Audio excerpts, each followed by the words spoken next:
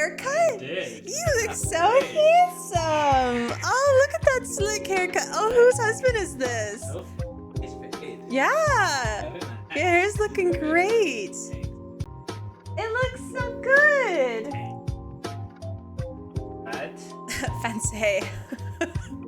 so in today's recap of The Last of Us, it sucks. That's it. He didn't watch episode 5. He gave up. He's a quitter. All right. Episode 4 and 5 recap.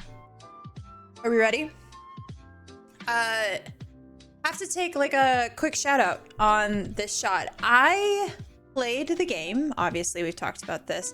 And I feel like the Take on Me song that Bella sang as Ellie was, I think, really special, really wonderful. And I think the shot of the guitar next to the grass, next to like the open window was just like lovely. So that's why this is the intro page. All right. I really hope his name is Isaac because I didn't check. Hold. Oh, it is. Okay. I swear I did my research, but like I literally just did this based off memory. We meet Isaac. Guys, I was so excited to meet him. So for anybody who doesn't know, I've said this before in my previous trailer review video, but there's a good chance I might have also said it in a few other of my recaps.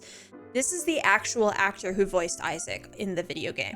So they brought the OG back to play himself, which hasn't happened yet in the show. All the OGs that played in the video games have had to come back as different characters, obviously, because Joel and Ellie's characters, they had to play different characters because the mains were already taken. So having Isaac played by the man himself who played Isaac in the video game, I think adds a certain element of edge to his character because he knows what it means to get into that character, but also love this actor. I think he's so good. I don't feel like I've ever really seen him. I didn't really watch Westworld too in depth, so maybe his character gets like kind of aggressive and dark in that show, but I remember him from a few other stuff, and most of the time he's playing like a pretty genuine character. So seeing him as Isaac, who is like kind of morally corrupt and is choosing to take decisions into his own hands to run Wolf, has been really cool. He's very intimidating. I didn't expect that. So we meet Isaac. This scene was pretty cool because this is something that we don't get in the game. We don't get to see Isaac's history. We don't get to see where he came from. We heard things. When you're reading documentation and other stuff when you're in the game, you can kind of understand the lore a little bit of where Isaac came from. He's obviously an ex-Fedra soldier, and then he wasn't agreeing with how Fedra was treating the civilians of Seattle, and so he branched away and he created Wolf. But you see how he does it, and I think there's something really interesting about that. There's another counterpart another soldier that lives when he takes out the other Fedra soldiers, and he ends up being his sidekick in Wolf. We don't know a lot about him yet though, and I don't remember seeing anybody like that in the game. So I'm curious to see where that character will go and what his whole thing is about. But we met Isaac, and I was impressed.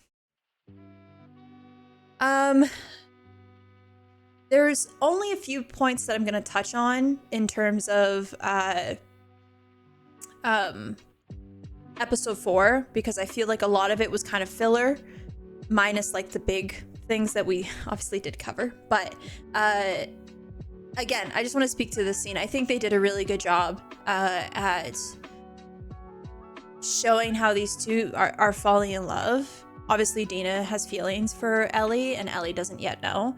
But there was just like, amid all the chaos and the insanity of losing Joel, there's this opportunity of Ellie and Dina having a chance to just be themselves. And I found that scene to be really special. And this is obviously also in the game. I think they did it really well though. So I really liked this scene. And I don't know, there's something about the actress that plays Dina. Like, I fell in love with her. You know what I mean? Like, she's got charisma. She's like graceful. She's got intensity, but also like warmth to her. I think this actress just plays, I think like, I don't think they could have cast it better. This scene was mad cool.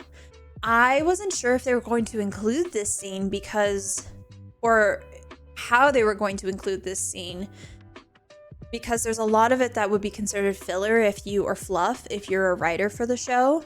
And so I was like, how are they going to introduce the scene where Ellie shows Dina that she is in fact immune? In the game, if you don't know, and there's a future slide that will show this, but the way they chose to show Dina that Ellie is immune in the show versus the video game, completely different. And it felt a little rushed. And I wonder if they could have taken some of this opportunity in this scene to integrate that part of the story a little bit better.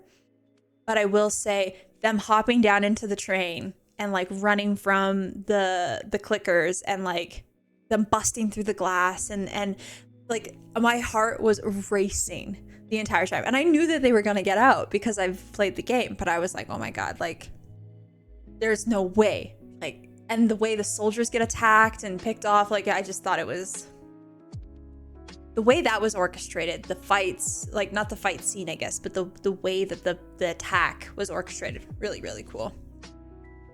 Also have to say, upper body strength of these two, being able to hop and like move into the hole that leads them out of this like derailed train. Impressive. I die. I would die immediately. I'd trip on a rock and it'd be over for me. But this was super cool. Ellie's immune. And Dina finds out. Now, there's differences here. And I don't necessarily know why. I feel like the feeling that people are having on social media about this partly is due to the fact that it happens like fast in the show. You learn like 3 very important things about Ellie and Dina in the matter of like a minute. Whereas in the game, there was moments for you to like digest the things that these characters were processing. Now, I understand that a lot of the content that we appreciate from the video game is not going to be able to be addressed in the same way in the show because you just don't have the time for it. But it felt rushed, and I wish it wasn't, because it would have made more of an impact. So, starting off with Ellie's immunity. In the game, Ellie shows Dina that she's immune while they're running from, partly while they're running from the clickers. Because Ellie's mask, they go into an area where there's spores. And so they both have to mask up. And then Ellie's mask breaks. And Dina goes to offer her mask or something. And Ellie tells her that she's immune. Dina has to process it, but she very quickly like understands and proceeds. In the show, Ellie gets bit while leaving the train station, and then Dina and Ellie have this whole thing where Dina's like, okay, you're dead now, like I'm going to shoot you now, and Ellie's like, no, but wait, just wait, let me sleep, let's sleep on it. And so she's like, let me sleep, and if I wake up and I'm sick, then like, yeah, then take me out, but I guarantee you I won't be. And so there's like a period of time where Ellie obviously sleeps, and then she wakes up and she doesn't see Dina's face. There's no like interaction with that. And they go into the theater. That's where Ellie's sleeping. And then immediately she goes like, I'm not infected. And Dina goes, I'm pregnant. And I was like, holy, this is like a speed run of an episode. Because in the game, there's a moment where Dina at least can kind of digest the fact that Ellie is immune. They continue on. Then they get to the theater. Dina's a little emotional, and then she's like, okay, I think I'm pregnant. And Ellie's reaction in the show versus the game is very different. Now, I think there's a few reasons why this happened. And this is where people are like, what the hell happened? Because immediately in the show, she goes, I'm pregnant. And Ellie goes, all right, want to sleep together? Like, it's very quick. In the game, that doesn't happen. But we didn't get the scene in the beginning of the show where Dina and Ellie shack up with each other at the weed place, wherever the weed distribution store is. because she's not actually with Jesse in the game the way she is in the show, Dina and Ellie get an opportunity to figure out how they feel about each other, and that's when they first sleep together. That doesn't happen here. Now, this is a really good example, I feel, of the repercussions of writers' choices to change the story. And I feel like we're starting to see the effect of that, of how they can... My question here is that the writers thought that they could get the same story by changing a few things. Now, I've said previously in my other recaps that I don't necessarily know why they made certain choices and how it was going to change the story. And then we got little things like this, where they had to speed run Dina and Ellie's connection in the theater when she told her she was pregnant, because they have to then be together. Whereas in the game, they were already together here. They were already in a relationship with each other. They were already committed to each other. And so it's not a matter of like Ellie going, oh my God, like this is it. Like we're going to be together. They've already chosen that. Ellie like is like, I'm going to be a dad. This is great. Like me, you, and Jesse, we're going to be like three's company and have a baby. It's going to be great. None of that really happens in the game. In the game, Ellie is actually upset with Dina for not telling her sooner, because Dina assumed that she was already possibly pregnant before they left Jackson. And so now Ellie feels the weight of Dina's life on her hands, wherein she in the game went into the situation being like, I don't care what it takes. I don't care what I have to sacrifice.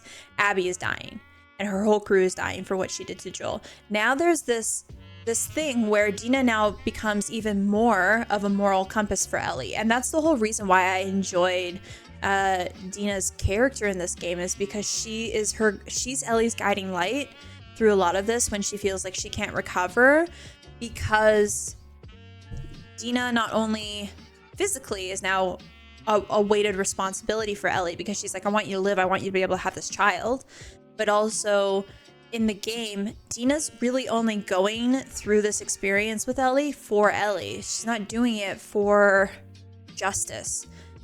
In the show, it's completely different.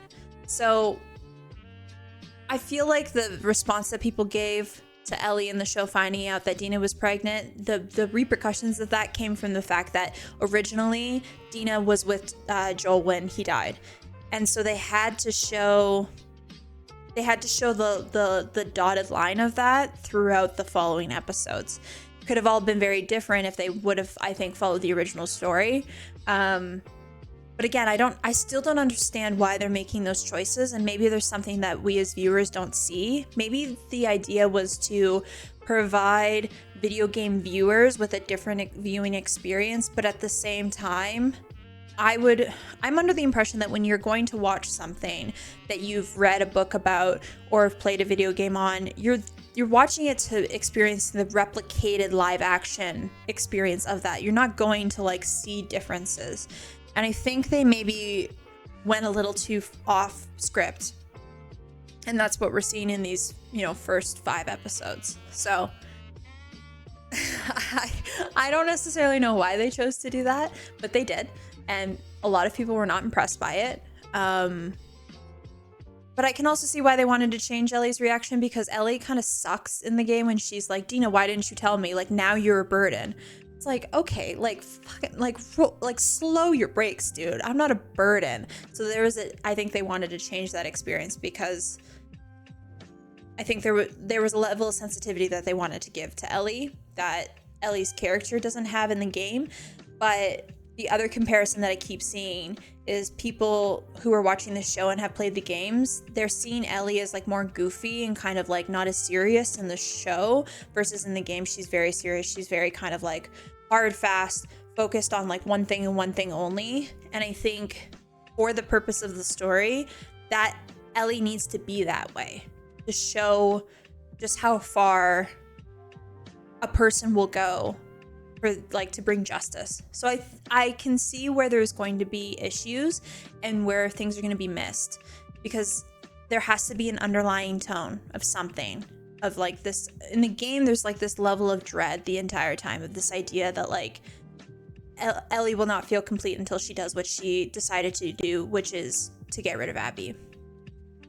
And I feel like they're kind of missing the point of that on the show, unfortunately. So, loved this scene. I like that they didn't get her to fully perform. In the game, you sit in the theater and you actually play a full song. They didn't get her to do that here, and I think there's something really special about that. And the reason is because the song that she was singing, Joel taught her. And so there's this idea that like she can't complete the song yet because she's not done the work that she needs to do. She has to lock in and do the work. I just realized too that this image is not centered. I hate that. Sorry. My type A personality hates that.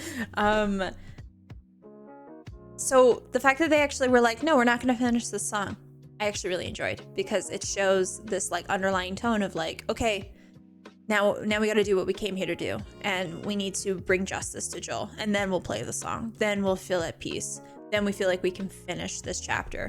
So I thought that was a really nice underlying tone. This I found weird, I have to say.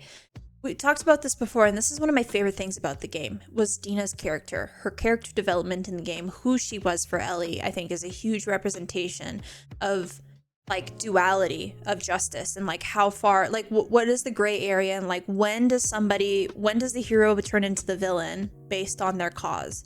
And Dina was the moral compass. She was the moral point for Ellie of contrast, to help the viewer who is playing the game understand when is too far. And in the show, they chose, so Dina's whole thing, and I said this earlier, but like Dina's whole thing is she's going to do this with Ellie for Ellie's sake. She's doing it because she loves Ellie, not because she's seeking justice for anything in particular. Obviously, she's upset that Joel died, but she doesn't have this like line in the sand of where she stands on this matter. It's based on how she feels about Ellie. And later on in the game, we start to see that Dina's trying to ask Ellie to let it go, to pull back, to move on, and Ellie can't. That's the whole thing. But here, Dina's talking to Ellie about the first time that she like murdered somebody during the apocalypse, and she tells Ellie like, this guy like murdered my family, and so I had to murder him. And because of that, if he would have gotten away for the things that he had done, I would have sought justice. I would have chased him forever. I would have never stopped. And when she said that, I was like, no, don't, why, guys, come on. And so this idea that now they're making this they're defining Dina as the moral compass still, but she's going like, she's basically giving subconscious permission to Ellie to take it as far as she wants, because if Dina was in her shoes, she would never stop. And so again, in my head, I'm like, okay, like writers, where are we taking this? Because we need that moral compass later on in the game when Ellie decides she's going to return and find Abby, and Dina begs her not to. So like, we're losing the line in the sand by this one conversation. So I'm curious again, like why? What's the point? Because you made that decision actively for a reason, and I can't fully understand why right now.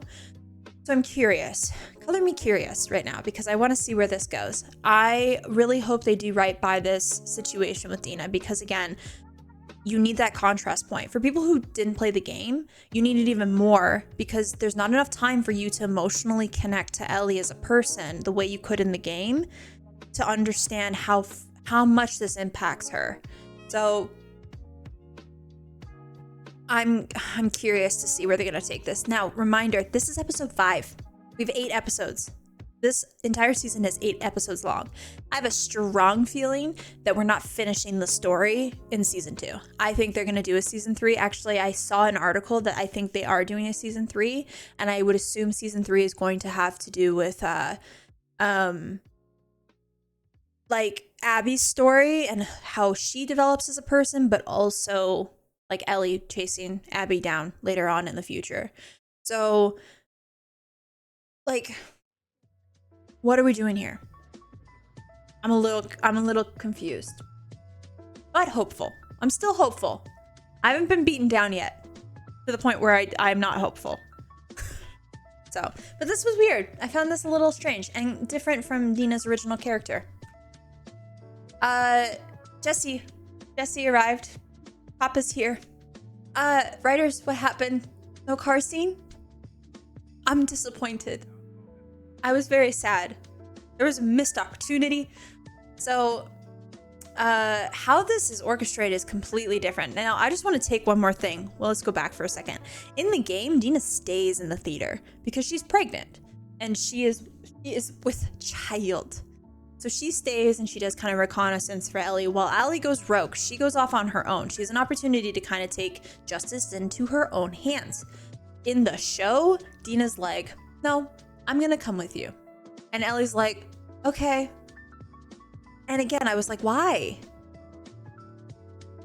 But later on, I kind of start to understand why. And that's when Jesse comes in. So these two ladies are walking and they're like, there's one point of interest where the wolves don't go into. Let's go through there because that's probably where we're not going to get caught. They go in. Lo and behold, there's like 50 stalkers in this warehouse. So they're like, well, shit. Okay, great. Prob's going to die. So Dina goes into like hiding. She runs away. Ellie tries to fight off the stalkers because she can get bit multiple times and she's not going to die. And as they're about to like meet their end, Jesse shows up and he's like, hey, been following you. Should hide your map better because I found you like immediately. But he runs into Dina and Ellie in a warehouse. In Jesse, sup. In the game, Ellie's on her own. She's running from the wolves, and then somebody like puts their hand on her mouth, and she realizes it's Jesse, and so Jesse followed them. But Ellie and Jesse get an opportunity to have their own interaction with each other. And when they get caught by the wolves, they get into a truck, and they're like, "All right, we gotta run." So they're shooting wolves, and then all of a sudden, all these clickers start showing up, and it's the coolest scene where you're like in the car, and you're like popping off clickers and you like run into the water. Like it was such a cool orchestrated scene, and I was like, they definitely, like, the only way I could compare it to in terms of like movies, if you haven't seen the game, is of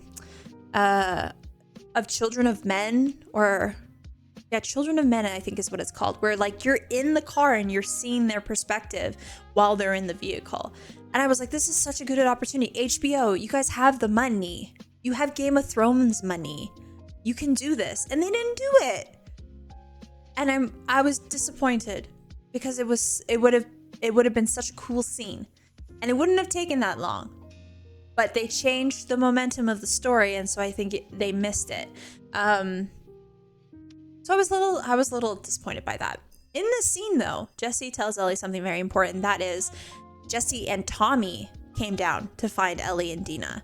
Now, I wasn't sure if Tommy's story ended in Jackson, but apparently no. Apparently he's here and he's trying to get Ellie home. Change the story again. Same outcome. Tommy's still in Seattle, but for a different reason. So, where's Tommy's character going to end up? How is he going to have his redemptive arc, or is he going to have a redemptive arc in this show? Because we know in the game we follow Tommy, and Tommy is a rogue warrior. He is taking out multiple of Abby's friends before Ellie even has a chance. And it's different here. So I'm curious to see what's going to happen. Where is Tommy going to end up in this story? Because right now Tommy came to get Ellie, and that's all there is to it. He's trying to protect her, whereas Tommy was the only other one in the game who could have understood Ellie's struggle of trying to find redemption for Joel. So again, not very parallel to the game. This was a really cool, I think, orchestrated scene. So before this happens, I just have to say something, and that is Jesse, Dina, and Ellie run from the wolves when they get away from the stalkers, and they run into a park, like a grass-filled park, and they're like, the wolves aren't following us, we're good. And then they very quickly run into scars. And now there's two things that this show has done really well so far in terms of how close it's gotten to the game. And that is how the scars behave, whistle, how they fight, just like spot on. Like the whistles, they like spark something in my brain because I immediately get scared that like a scar is behind me, because that's what happens when you're playing the game. The second one is the stalkers. The way the actors who play the stalkers is just amazing. Like again, I immediately feel like I'm in a beat down hotel running from 5 different stalkers and I can't catch them because they're just a little too fast. So those two things were done like spot on. I don't know who I have to thank for that when it comes to this show, but like thank you, because that is partly the thing that's keeping me going. It's just those little scenes where I get like a little bit giddy and a little bit excited because there's this opportunity to like feel like I'm back in the game. But they're in the park and the scars see Ellie, Dina, and Jesse, and they like whistle, and Dina gets shot in the leg with an arrow. When I tell you my jaw dropped when Dina gets hit, I was like, there's no way. But then very quickly did I realize that the reason they probably did that is because they have to give Dina a reason to not be able to follow Ellie into hell, into the fire. And the only way to do that, based on the way they've chosen to develop her character, is to make sure she can't move. And so they shot her in the leg because now she can't walk. She's now a hindrance to Ellie if she joins. So now she has to stay in the theater. Whereas again, in the show, she just stays because she's pregnant. I don't necessarily know why they chose to change that, other than they have to have a more definitive reason, because the Dina that they've chosen to create in this show wouldn't just stay because she's pregnant. She has to have a greater reason. And if it's because she gets shot in the leg, then it's because she gets shot in the leg. So Dina and Jesse hobble back to the theater. Ellie sees an opportunity to go to the hospital because she sees the hospital right there. So she runs straight to the hospital, and like immediately, we didn't get none of that introduction of like trying to like skirt around the hospital people. She runs into one hospital guy with a dog, which I think is like the first dog we've seen in the show. And I'm really happy they didn't do what they did in the game, because in the game you have to take out these dogs, and it's the worst thing about this game. The game is amazing, but the one thing I wish they didn't include, like I wish there was a setting where you could turn off the dogs, because I hated getting rid of the dogs. It bothered me so much. But they could smell you, so you had to, or they would find you. Here they have the dog, but she doesn't do anything to the dog. She just runs away, and I'm like, respect. She sneaks into the hospital, and very quickly does she find Nora. Like immediately she finds Nora. None of this like having to kill 100 people but not the dogs. Like truly, no dogs are harmed in the making of this television show. And so I felt a little cheated, because as a gamer who played this game, you remember how difficult it is to be stealthy in this hospital. Like trying not to get caught. Like I wish they would have showed that a little bit more, but they didn't. C'est la vu. It's fine. She runs into Nora and she's like, hey, where's Abby? Like immediately. She's not like, hey, do you remember me? Do you remember what you did? Like none of that. She's like, oh, hi, by the way, Abby? And Nora's like, I don't know where she is. And Ellie's like, lies. I call lie.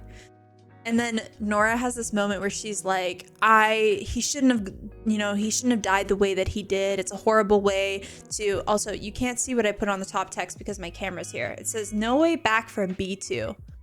We'll get there. She's like, nobody should die the way that he did. It's horrible. And then she like flips and she's like, yeah, that bastard got exactly what he like deserved. And Ellie's like, first of all, rude. Second of all, that's my father. And so she starts chasing Nora, and we get the scene where Nora falls into B2. Now, one thing they hinted at early on in the show is there's 2 soldiers from Wolf talking about B2, this hospital specifically. They're talking about how the infection is now in the air. It's airborne. In the first season, I'm convinced that this was already a thing, but they're making it seem like it's a new thing, that this airborne process that the clickers have now, that this infection has created, this fungi, is new. This is something that like should have already been in play, but it's fine. But they talk about B2, they talk about all these creatures, and immediately I was like, Rat King? Did somebody say Rat King? But no Rat King, just the spores. So they make it down to B2. Ellie's fine. She's living her best life. Nora is puffing up a storm. And while she's chasing Nora down, she runs into these soldiers that got stuck in the basement. And it's really cool how they showed these spores being released. The fungi looks to keep these people just barely alive so that they can breathe and breathe out the spores. And I was like, that is a sick and twisted way to go. Like, what a way to die. To be absorbed by the fungi and not turn into like a mindless clicker, but to be alive enough that you maybe have recollection of what's going on, and all you can do is breathe out spores. Like, what? We're fighting each other and this is biologically happening? Nobody should be fighting each other. Everybody should be burning down every building that is existing. Like, we should teamwork, my guys. We're not fighting anymore. Now we are praying that we don't have this. Like, that's just sick and twisted. But it was super, super cool the way they did it. In this scene, Nora sees that Ellie is immune and she's like, oh my God, they were right. They weren't lying. You are immune. And she's like, you could have saved everybody. And Joel took that from you. And Ellie's like, I know. And so that's when you come to the conclusion that to Ellie, it doesn't matter anymore. There's no more lines of what is right and what is wrong. She doesn't disagree with Joel's decision anymore because she's on the other side of it now. She understands what she's willing to do for a person that she loves. It only took Joel dying for her to forgive him, I guess. Same in the game. Like, okay. Maybe we should have healed like years before. And there's this interesting scene, and this is why I put No Way Back from B2, because we see a moment where Ellie's like, tell me where Abby is, and Nora's like, I'm not gonna tell you, I'm already dying, like I have nothing more to give you. And Abby finds a pipe and she starts beating on Nora, like more and more each time, and you start to see her character change. You start to see that like her line of morality, her right and wrong line, is becoming more and more muddled. She doesn't care what she has to do to get the answers. She'll get the answers.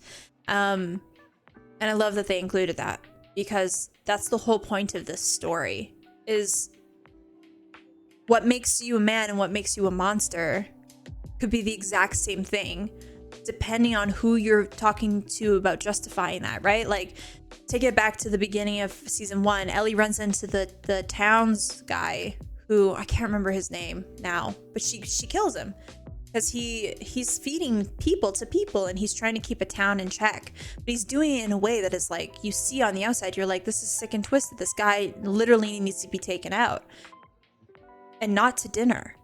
But Ellie's doing the exact same thing. Now in a different situation, she's not feeding people to people, but she's choosing what is okay and what's not okay based on the person, based on how it made her feel. And that is the whole point of the story, is like, when are your choices taking it too far? Can you recover from the things that you've chosen to do? So I'm glad that they brought that back, because that's the whole point about all of this. They've just chosen to go about it in a very strange way. Is that it? No. We ended on a really amazing note, though. We were very up and down throughout the entire episode. But then she closes her eyes and she wakes up and someone opens the door, and it's Papa. Papa's back. Now, anyone who's played the game knows that this is something that is past. This is past tense. But he says, hey, kiddo. And my heart immediately like gleamed. I was like, oh, I've missed you so much.